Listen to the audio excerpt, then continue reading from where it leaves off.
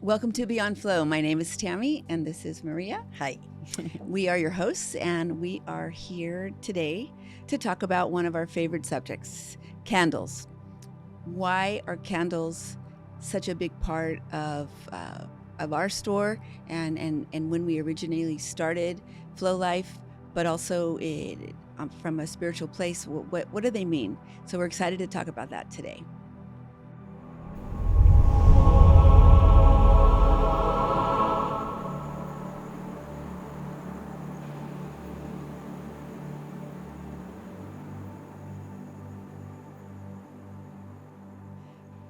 So candles have been used in thousands of traditions. We know romance for weddings, right? 2 candles are lit often to signal that soul union. Birthdays, celebration. Church and sanctuaries, candles are lit for connection. Death, candles are lit for the elevation of the soul. Shabbat, for example, blessings for the week and soulmate drawings and connections. I can go on and on with a list of the different traditions using candles, and we have developed our own take on candles and how they can be used spiritually. And you have a really good explanation of the makings of a candle and what they signify. So can you explain that? Yes. So I think it's important to, like you said, if one thing all religions have in common is candles. Doesn't matter if you go into a mosque, if you go into a church, everybody can relate to candles. The meaning of the actual candle on this physical level, you know how they say as below so above, is that so the flame represents the human soul, the wick represents the human body, and then the movement upward is the desire of the soul to connect to the divine. Wow. So although it's a candle, not to mention that if something is dark, you bring a candle, it's light. So if we can always remember, I think personally, candles are the most magical, me too. magical tools that we have, that we can use. We can talk a little bit later about the color, the shapes, there's many things that we can talk about when it comes to candles. But for me, because we make our candles ourselves, and when I make the candles, one of the most important aspects of that, it's a co-creation. So I use mantras. I make sure that the space is a sacred space. That's why we call it the warehouse of light. And this is how we started, actually. Once we moved to this location, even though that we were making some at home, when we moved to this location, it's like, wow, everything expanded to where we could make, more with different, I guess, intentions. Yeah, in a sacred space. Sacred space that was held only for Correct. the making of candles. We have Ascended Master images in the space. We have candles that are lit during the process, like you said, sound vibration. And because it's in the back part of the store, the energy that is created in the process when you're making candles is infused into the front of the store. And I can tell you that people come in, and when you've been pouring candles, there's a whole nother level of energy in the space. You do smell the aroma, but there's an energy that flows into the space that is part of that magic that you talk about. You really feel it. Yes. Yeah. Yes. And it's something that I think, like, for me, if I'm not having a good day, or if I'm going through something, or I don't feel well, I won't pour candles Right. that day. Like, that's how much I honor Yeah. the process of making candles. And when I say co-creation, it's not just co-creation with me, and when I go through, I reiki the candles and all of that, but it's also co-creation with the person that it's lighting the candle. So I make the candle, I put all the energy in it, but it's also the person that is lighting the candle is as important as the person that is making. Yeah, and I think the candles. You often visualize that the soul that's going to receive that candle, because they're made in very small batches. Yeah. And so and the crystals that we use are very specific. Yeah, it's very intentional. For that intention. And I believe that you talk about that you visualize the person that gets this candle lighting it and drawing into their world, that vibration that's going to elevate that certain area of life. And we make candles for so many different things, but that consciousness is felt. I can say that in the house, if I have our candle burning, it's a different vibration than not having one or having another type of candle. Wow. It's really felt. Like, one time I had lit, we have a throat chakra candle, and I had lit that candle here at the store, and it was burning throughout the day. And when I left, I forgot to put it out. So when I came back the next day, because I always put the candles out when, obviously when we leave, when I came back the next day, I walked in and I'm like, what is the vibrate? Like, this feels angelic. No idea, because the store's huge, so it's not like I'm over hit with the smell of the throat chakra candle. I didn't know. I got all the way to the register and I looked and I went, oh my gosh, I forgot to put the candle out. And then I ended up taking home the votive one that we also make for the throat chakra, and I put it in my meditation space. And it was a Tuesday, the day that we're closed, and I was running out errands, and I came back to the house and I walked in and I was like, what's happening? Is someone baking? I literally opened the oven to look, and something smells amazing, but something feels. I walk into my room and I see that candle burning. Wow. And that's being genuine. It really happened. I mean, I have never forgotten the power of that, not knowing that the candle was lit. So they really do hold that love that you put and that intention behind our original creations, and in them they're very special. Well, thank you. And when you think of when you were talking about the candles and how you felt, I always think of the fire, like one of the elements, right? One of the four elements of earth, air, water, and then fire. But fire is mentioned a lot in the Bible.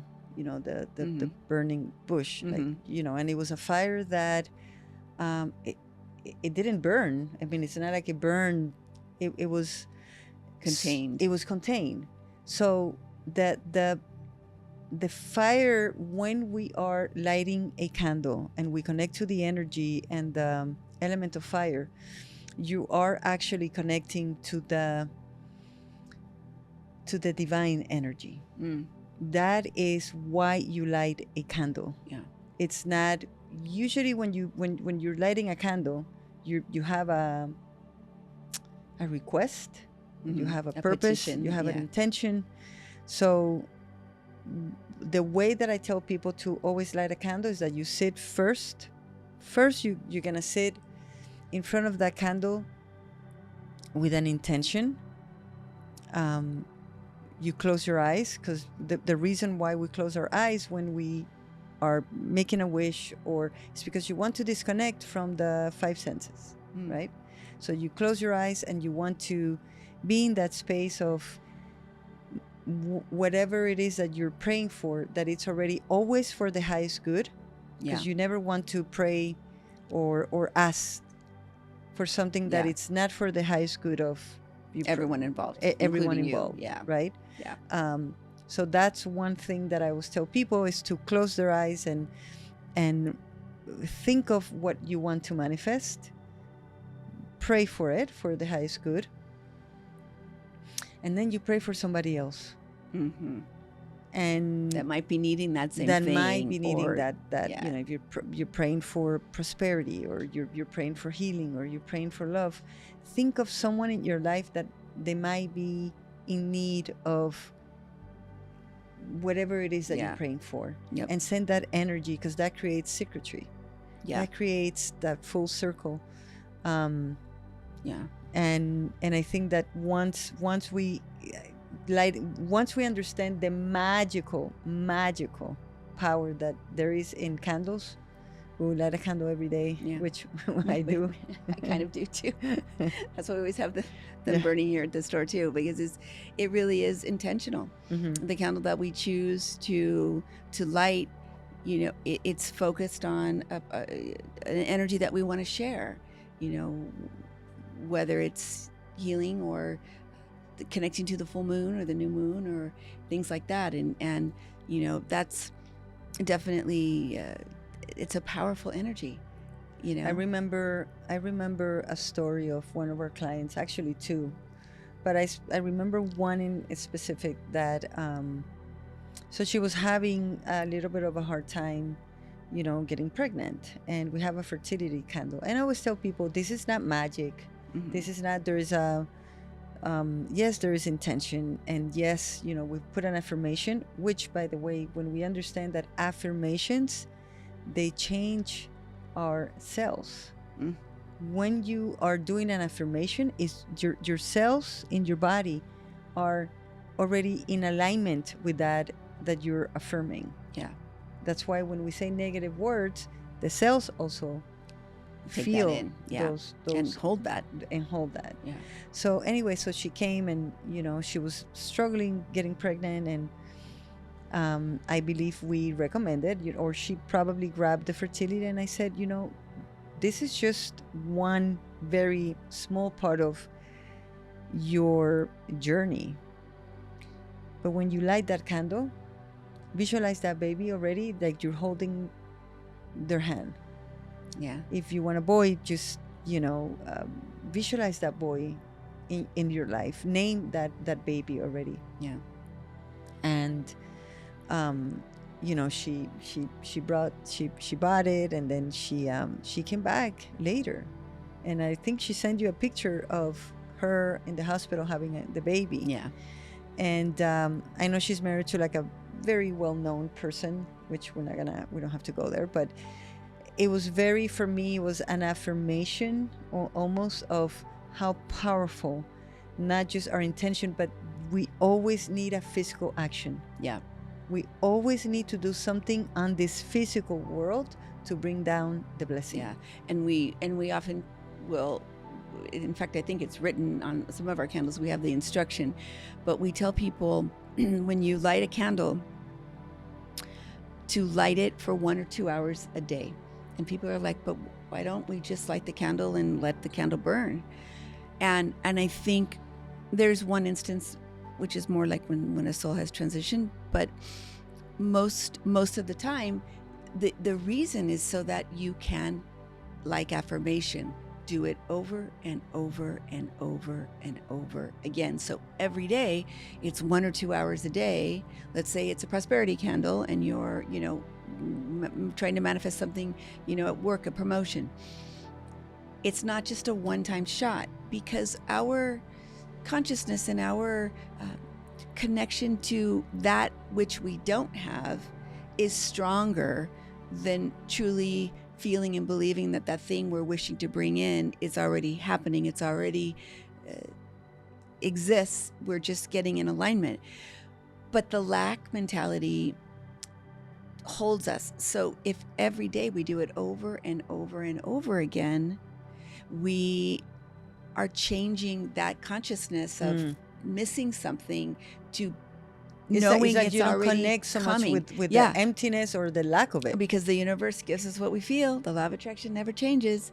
So if we can feel as though it's here and just keep reiterating over and over, eventually we shift that vibration, and always for the highest good, that right thing that's meant to come. Oftentimes it's better than what we're asking for, Yeah. but we're allowing it. And one thing we will say is, when you light your candle and you go to put your candle out, don't blow it out.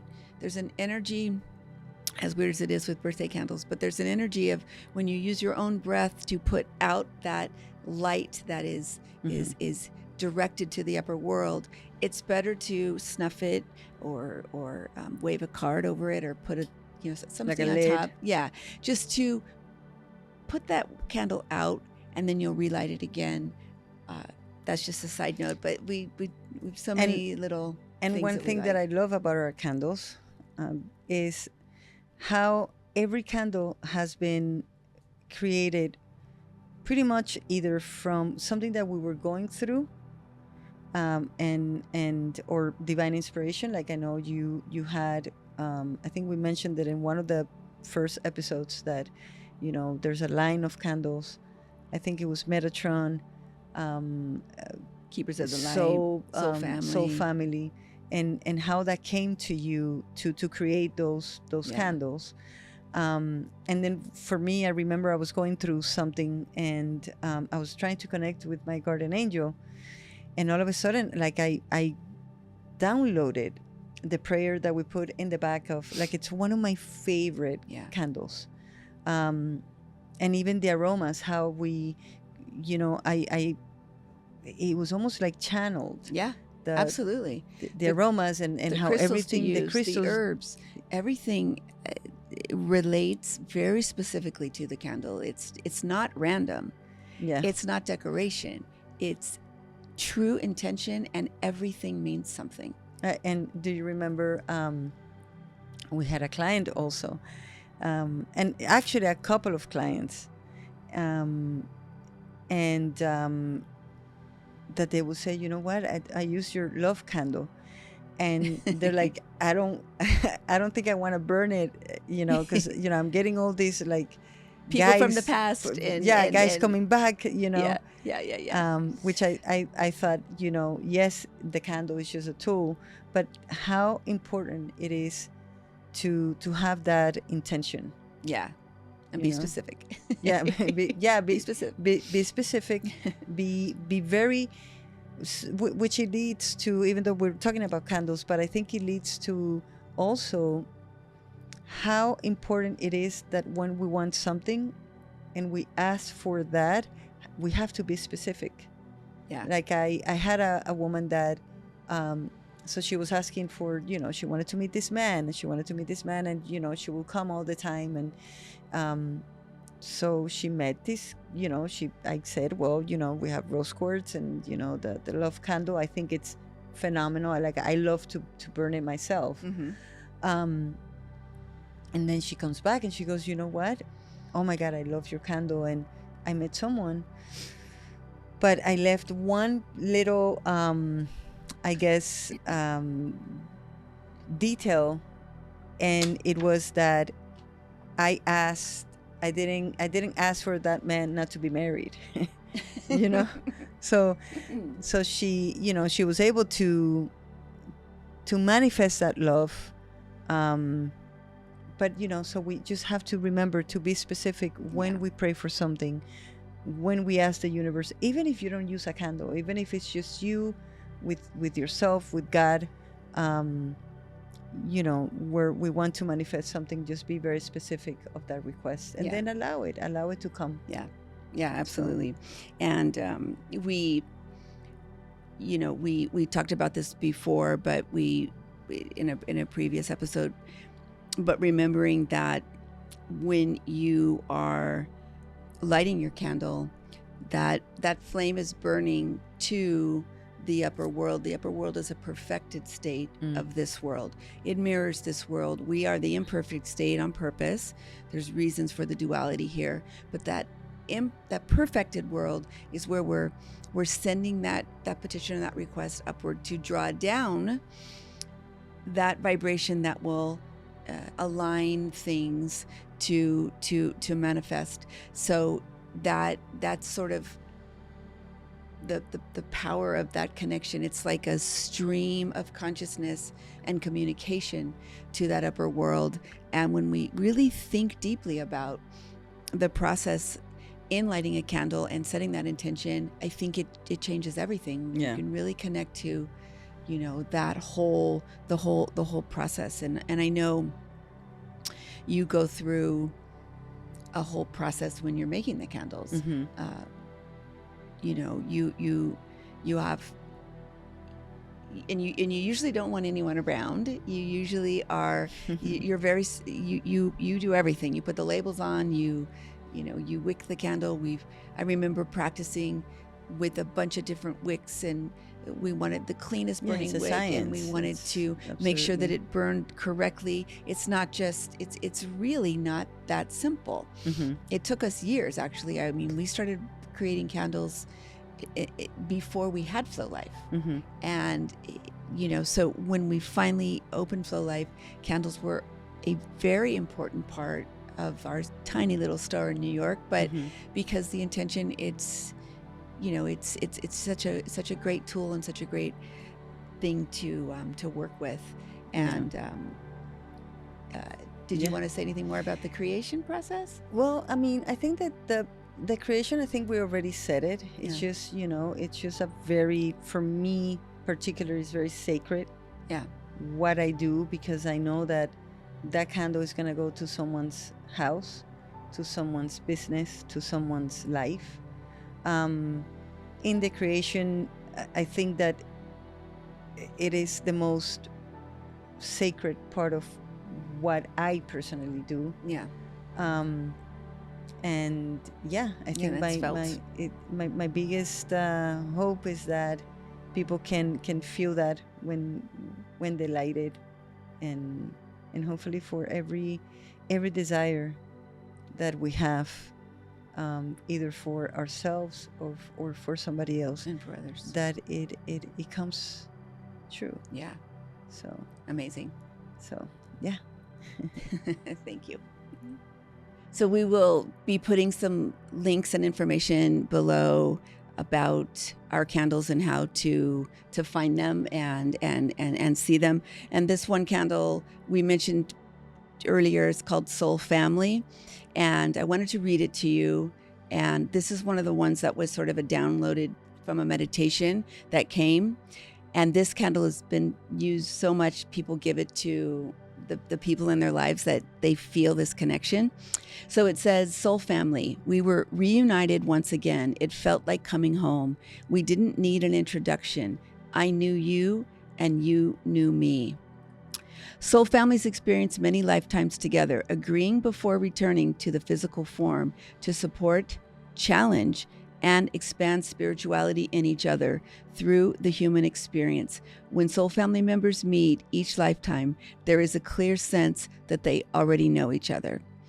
And so this is an amazing example of the deep intention that we put with candles, and hope that you can connect with them too. Thank you.